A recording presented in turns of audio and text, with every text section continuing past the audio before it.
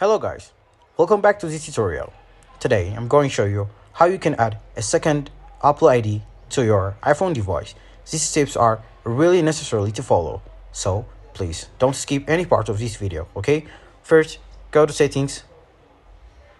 As you can see, this is my Apple ID that I'm currently using in my phone. So how can I add a second Apple ID to my device, okay? Steps are really easy to follow, okay? First, go to your App Store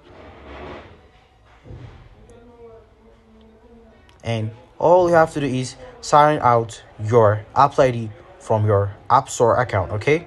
So I have logged out my Apple ID, so there is an account section that is required to enter, okay?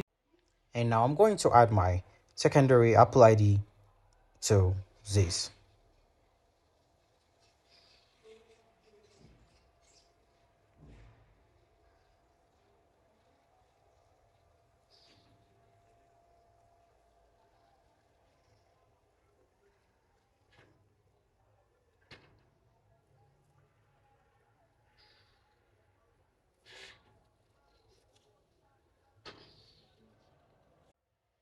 Here, after entering all the necessary information, including verification, this is my secondary Apple ID in my device.